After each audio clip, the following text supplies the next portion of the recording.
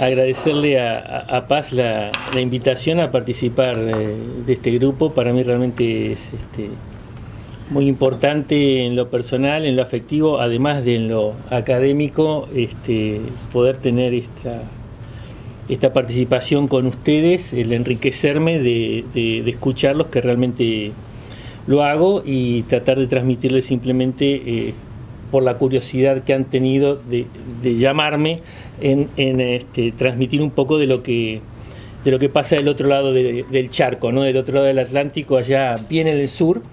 Y bueno, el objeto del grupo de investigación era muy amplio y las 44 páginas son porque traté de que haya un poquito de cada una de las cosas que Paz había marcado como objetivos. Y entonces, en esta idea de simplemente reducirlo al espacio natural que tiene una discusión de esta naturaleza, yo lo que me iba a permitir es nada más que remitirme a lo que fueron la recapitulación de ese documento, en el que distinguía algunas observaciones de tinte general, que son un poco las que tal vez estén de más, y algunas particulares con relación a los aspectos puntuales que se trató de mostrar.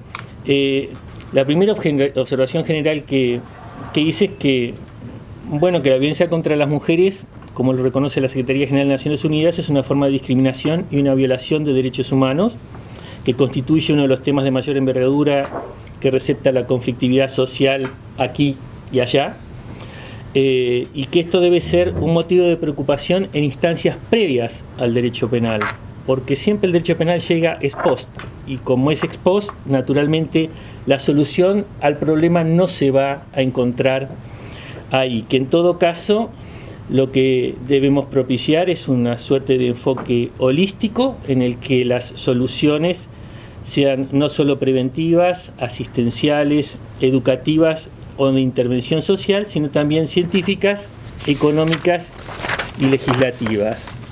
Esto me parece que es la conclusión inicial más genérica, en la que nadie discutiría absolutamente nada. Esto no quiere decir que la legislación penal no esté llamada a cubrir algún rol de importancia en lo que desde determinados segmentos se plantea como una suerte de lucha respecto de la violencia contra la mujer. Pero en todo caso, ese rol que cumpla nunca debe perder de vista la idea de que, como se ha insistido ayer varias veces, el derecho penal es un derecho de última ratio, es decir, es a lo último que debemos llegar. Cuando tratamos de vincular las tecnologías de la información y la comunicación con los fenómenos de violencia contra la mujer, en general observé que la bibliografía no tan amplia, por lo menos en el sur, sobre esto suele marcar que habría tanto ventajas como desventajas.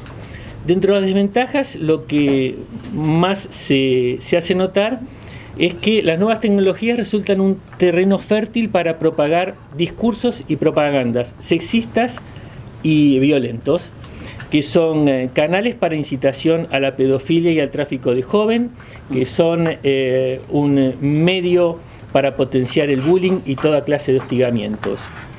Entre las ventajas se suele decir que puede transformárselas en herramienta de fortalecimiento de la perspectiva de género en las agendas digitales de todos los países, en incorporar la transversalidad de género como principio esencial de las políticas en el campo de la innovación tecnológica, en aumentar la capacitación de las mujeres en el uso de la tecnología y el potenciar programas orientados a prevenir y combatir esta clase de violencia, que puede ser tanto física como psicológica, sexual o económica. En el trabajo lo que yo traté de mostrar es un poco un exégesis de los tipos penales que contienen delitos de violencia contra la mujer susceptibles de cometerse por medio del instrumento tecnológico, y delimitar y adecuar la forma de resolución del conflicto, focalizando en el derecho penal argentino vigente, que tiene marcadas carencias. Ayer, por ejemplo, hubo ponencias sobre stalking, hoy hay una ponencia sobre sexting. Son dos tipos penales que nosotros todavía no tenemos vigentes. Ambos tipos están propuestos en la más reciente en el más reciente anteproyecto de reforma integral de Código Penal, que es de este año, que no ha sido presentado oficialmente aún en Argentina, aunque el presidente de la comisión lo presentó oficialmente en Estados Unidos y lo presentó oficialmente ante la Corte Internacional de Justicia de La Haya. El FMI. Bien. Es que tienen algo. Esto pasa en mi país. Aquí también pasan cosas, no te creas que solo es allí. Bien, entonces estos en el anteproyecto están. El marco normativo vigente para Argentina para esta problemática naturalmente está presidido por la Convención sobre Eliminación de toda forma de discriminación contra la mujer de Naciones Unidas, que para nosotros tiene la singularidad que es parte de la Constitución misma, o sea, forma parte del bloque de constitucionalidad, porque es de aquellos instrumentos del sistema internacional tutelar de derechos humanos que en la reforma del 94, por vía del artículo 75, inciso 22 de la Constitución Nacional, se le reconoce jerarquía constitucional. O sea, es de la más alta posible fuente a encontrar, es la Constitución misma. Y en el plano regional tenemos la Convención Interamericana para prevenir, sancionar y erradicar la violencia contra la mujer, que sintéticamente la conocemos como la Convención de Belén do Pará.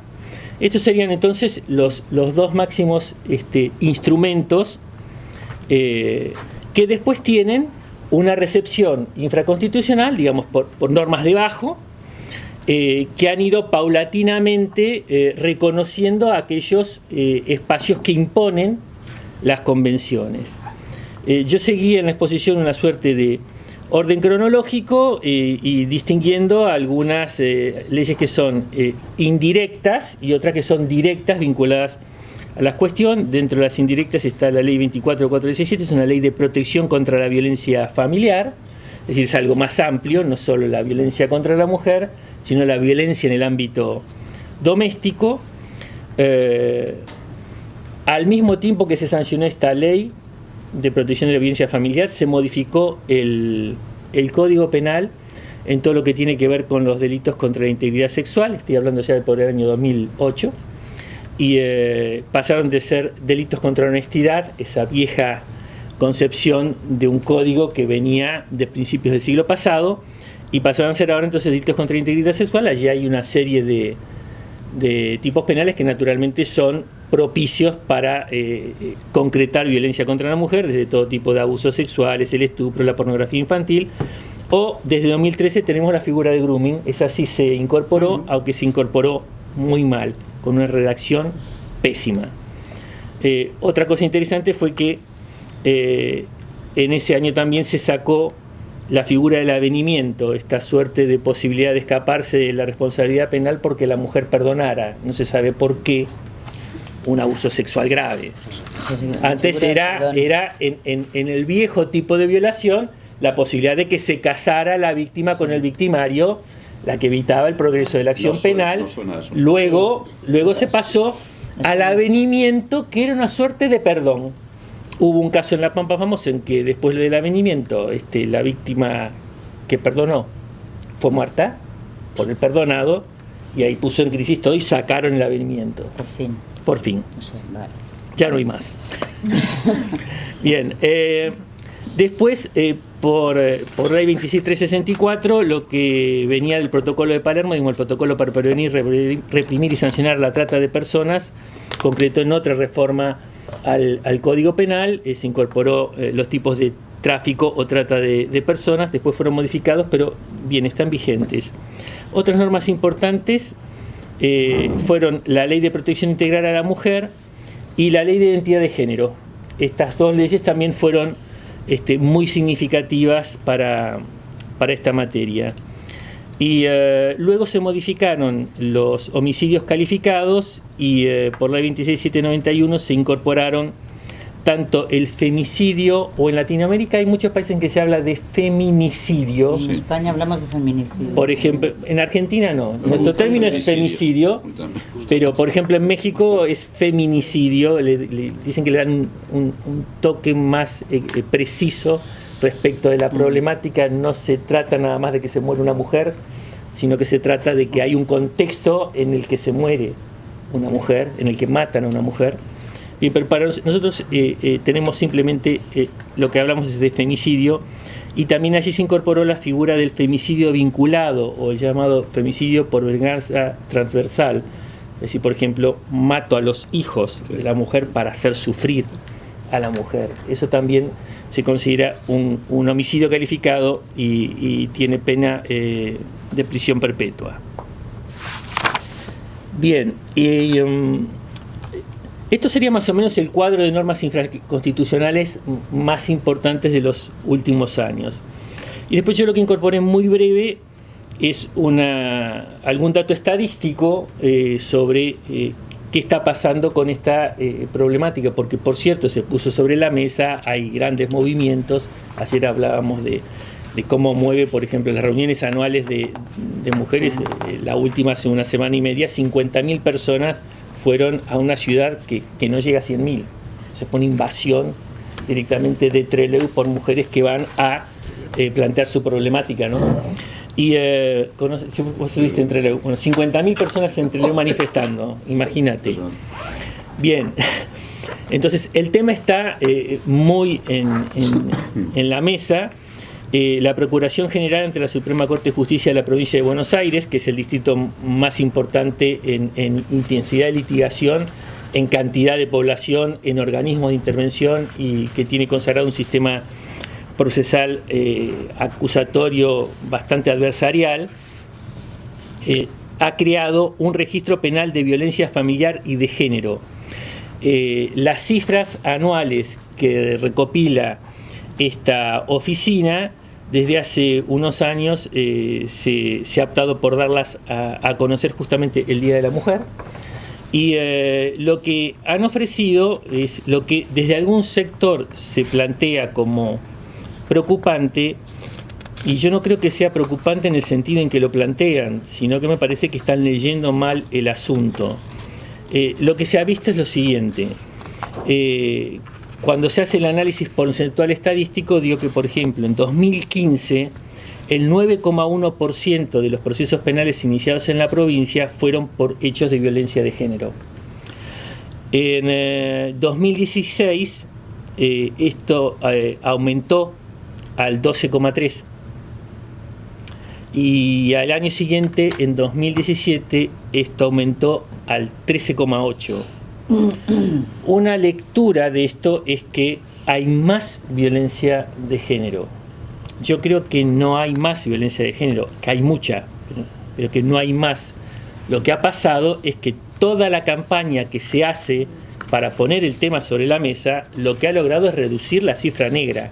No es que tenemos más violencia, es que ahora se producen más denuncias, más intervenciones penales, y esto es lo que hace que los porcentajes efectivamente asciendan. Pero bien, es una visión opinable, ¿no? Creo que es eso lo que está pasando. Más comisarías de la mujer, más UFIs, unidades fiscales de investigación especializadas en la mujer. Digamos, todo eso genera más conocimiento. Bien, y la última observación de carácter general era que algo de lo que también se habló aquí, la necesidad de sensibilización de los operadores judiciales, policiales, etcétera.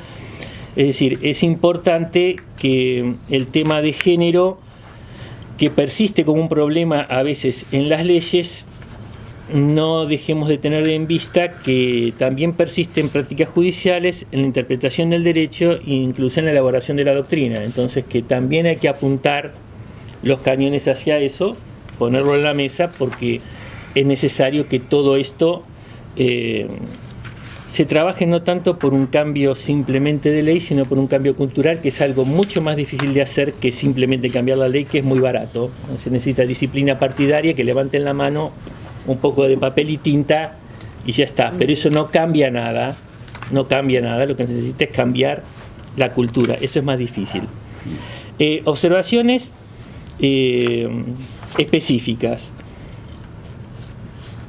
Bueno, no voy a perder el tiempo hablando sobre todo lo que tiene que ver con la influencia de Internet en nuestra vida, porque todos tenemos muy claro este asunto, ni tampoco ponernos a ver la diferencia en nativos digitales, migrantes digitales, la vida en la red. Pasemos todo esto esto por alto y voy directamente a lo que serían algunos de los tipos penales que tenemos y algunas de las propuestas que hay. En este anteproyecto que no se ha presentado en el país, pero sí afuera, y que habría el compromiso de que después de aprobar la ley de presupuesto, si es que se aprueba, lo presenten, así están las cosas allá, ha creado o pretende crear un título específico de delitos informáticos. Agregado sobre el final sería el título 26. En la propuesta de reformulación del código asumieron algo que la verdad que yo creo que no tiene demasiado sentido, pero se planteó desde un comienzo la idea de que los operadores no pierdan la familiaridad con la numeración. Entonces, si hoy el 162 es el hurto, pues el hurto sigue siendo el 162. Y si el 119 es el abuso sexual, sigue el 119, y si el 172 es la estafa, sí, parece que no confían en que podamos cambiar en nuestra cabeza el número de artículos. Entonces han tratado de mantener los artículos en el orden en que estaban, aunque reformulando contenidos. Artículos derogados los han usado para meter tipos nuevos, y aparecen y proliferan para cubrir espacios y no ocupar el número de artículos que está ocupado, Bister, Quater, Kinkies, etc. Bien, y entonces digamos que hasta lo que hoy son 316 artículos, más o menos los 316 reformulados en su interior mantienen la numeración, y todo lo nuevo iría del 316 para adelante, donde entonces pasamos de 13 títulos a 27 títulos, 14 nuevos que traen leyes especiales hacia el código, lo que es una tendencia que sí ya se observó en los dos anteproyectos anteriores, el de 2006 y 2014, y que se habla de la necesidad de dar unidad de código, dejar de tener tanta cosa dispersa. Pero bueno, en esto lo que hicieron fue uno de delitos informáticos, pero como hubo cosas que se mantuvieron, sigue estando disperso, digamos. Si uno quiere saber cómo está la situación de delitos informáticos en el anteproyecto, va a seguir viviendo el mismo problema que ahora. Peor, porque ahora no encuentra un título de delitos informáticos, entonces sabe que tiene que bucear. En cambio, lo que va a pasar va a ser, acá están, dice delitos informáticos. Y ahí solo hay algunos, porque los que ya están ahora dispersos siguen estando dispersos. Y agregaron otros después. Esto desde lo metodológico, ¿no? Después, por ejemplo, en delitos contra la integridad sexual, ahora se crea un capítulo que se dedica a pornografía infantil y otros ataques. Allí entonces lo que va a estar es la pornografía infantil, que está regulada exactamente igual que está lo vigente hoy. Acá sí cambiaron un par de artículos de número, y el grooming mejorándolo notablemente respecto de lo que está vigente, aunque esto no quiere decir que esté en términos ideales lo que proyectaron, pero está mucho mejor.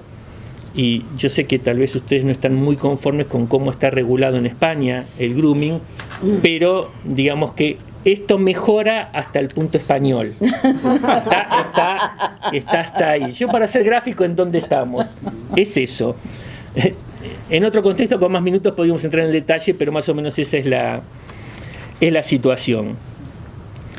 El sexting sigue entonces sin estar expresamente regulado hoy, pero aparece una propuesta ahora. No está mal la propuesta. No hay un tipo de acoso genérico, ni online ni offline, sino que los casos que se han presentado tampoco caemos en lagunas de punibilidad, porque siguen estando los viejos tipos de amenazas, de coacciones, de ingreso ilegal en vivienda, etcétera. O sea, en realidad todo lo que sería esa fenomenología tiene posibilidad de aprehensión sin forzar interpretaciones en tipos históricos pensados para el mundo físico. Pero También es cierto, como se señaló ayer, que hay parte de la realidad que tiene que ver con el stalking, que si no se regula expresamente, sí se puede caer, sí se puede filtrar y ingresar a una especie de laguna de punibilidad. Entonces, esto, si bien en el grooming hay hay varios incisos, y en algún inciso se incorporan cosas que tienen que ver con el hostigamiento, y entonces ahí parcialmente algo se recogería, la visión general del problema sigue sin solucionarse aún en este anteproyecto. No sabemos por qué, porque en realidad la exposición de motivos no se ha publicado,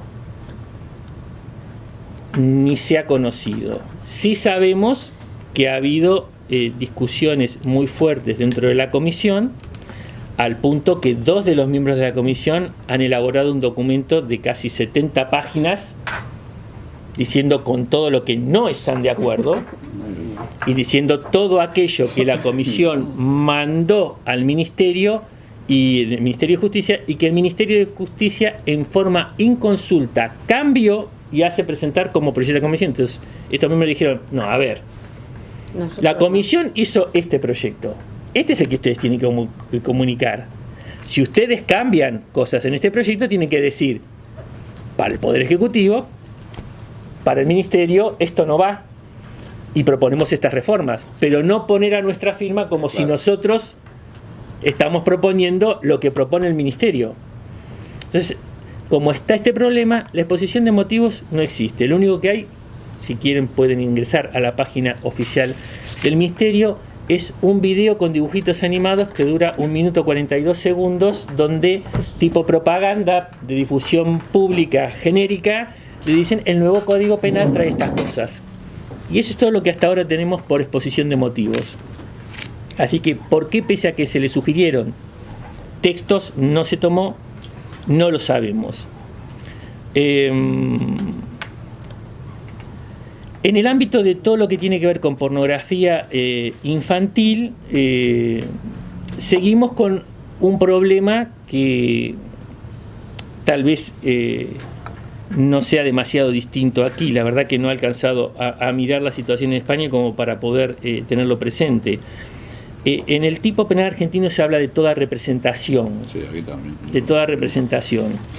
Y como nosotros también somos signatarios del convenio de Budapest, nosotros ahora lo aprobamos por ley 27411 recientemente, Budapest tiene el problema de que habla de casos, al definir la pornografía infantil, habla de casos en que una persona mayor aparece como si fuera un menor, artículo 9.2b, y habla de las imágenes realistas, artículo 9.2c. Y a su vez el protocolo facultativo de la Convención sobre los Derechos del Niño relativo a la venta de niños, la prostitución infantil y la utilización de niños en la pornografía de Naciones Unidas del año 2000, habla, al definir la pornografía infantil, de las imágenes reales o simuladas. Entonces acá tenemos, digamos, un problema muy serio de interpretación en casos concretos. O sea, si esto está inserto dentro de los delitos contra la integridad sexual y hay un mayor que se hace pasar por un menor, no se entiende la integridad sexual de qué menor estaría afectado. Y si es una imagen simulada, esa suerte de collage que se puede armar por medios técnicos en la que la persona que parece un menor ni siquiera existe en el mundo real, no se entiende entonces cuál es el menor cuya integridad sexual está afectada. Ni siquiera en este último caso podemos hablar de dignidad de un menor, porque a veces uno dice, bueno, tomaron la carita de un nene y la pusieron en el cuerpo de un hombre, y la utilización de esa carita, digamos, está afectando la dignidad, la imagen del niño. Pero si es una imagen creada que no existe en la realidad, o es un mayor que parece un menor pero que no es menor, no, digamos, desde el punto de vista de la afectación del bien jurídico, ahí no hay nada. Y sin embargo eso se considera pornografía infantil y se le prevén penas. Así que aquí o hay que sincerar cosas, reubicar, crear tipos distintos, o hay que sacarlo. Después, una cosa y con eso ya estoy terminando, tranquilícense que no me voy a pasar demasiado. Este es el primer tiempo, ¿no? Después sigo, ¿no?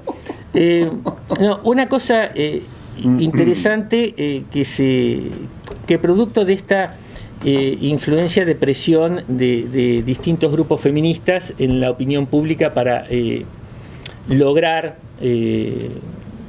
mayor seguridad respecto sobre todo de delitos de violencia contra la mujer, se incorpora en la parte general, artículos 10 y 11, como una novedad, una suerte de medida de seguridad tendiente a la prevención de la posible reiterancia de este tipo de conductas. El problema de esta medida de seguridad es que es una medida de seguridad post-pena. Y el problema es que además de ser post-pena, el contenido de la medida de seguridad es realmente pena. Entonces, digamos, bajo presión mediática y de grupos preocupados por esta problemática, en su momento se hizo una reforma sumamente regresiva en materia de ejecución de la pena con relación a estos delitos. De hecho, se los excluyó prácticamente de la libertad asistida, de la libertad condicional, de toda cosa que no sea encierro riguroso. Es decir, todo lo que sería la fase de devolución controlada al medio libre, como último momento de tratamiento, se veda. Claro, entonces, ¿qué pasa? Hoy te encontrás con que pasaron los años y tenés los primeros que estás largando después de largas penas que no tuvieron ninguna posibilidad de devolución controlada, que los tuvieron encerrados en la jaula sin hacer nada con ellos, y cuando salen, cumplen, dicen, ¿y ahora qué? Y ahora pasan de nuevo cosas. Entonces se imaginan como la solución decir, no, entonces lo que hay que hacer, hasta 10 años después de cumplida la condena, se puede poner una medida de seguridad. Entonces, lo que no se quiso hacer durante la pena, se quiere hacer ahora después de la pena. Y ahí evidentemente hay un fraude de etiquetas brutal. Esta es una propuesta que va a ser seguramente muy controversial, desde el punto de vista de cómo los medios la están ya presentando al ciudadano común, es de toda razonabilidad. A las bestias no hay que dejarlas sueltas, a las bestias hay que controlarlas, pero no se hace cargo nadie de que ese control que había que hacerlo durante la ejecución de la pena, le pusiste 15 años a un tipo, no le diste nada durante 15 años y al día que le hizo la libre decís, tendrías que hacer un tratamiento, Bueno, ahora te vas y lo haces. Y no tendrías que ver a tu mujer, y no tendrías que hacer, y tendrías que trabajar. Bueno, son como 10 o 12. Y yo lo que hice en el trabajo es mostrar en la comparación que dentro del Código Penal español, todo esto que aquí se presenta post pena, para ustedes son penas. Son penas, y en algunos casos graves penas, que se disfrazan de medidas de seguridad. Y en cuanto a la novedad, con eso sí termino, sería en los delitos, en el capítulo ese de los delitos informáticos, se incorpora algunas previsiones que serían en el 493 el sexting, y allí habría un espacio en el que, si bien no hay un tipo específico para la llamada pornovenganza, digamos, se podría canalizar. ¿Por qué? Porque no es específico, porque no le incorporaron digamos, la motivación. Al no incorporársela, no haber ninguna, también puede estar la de venganza.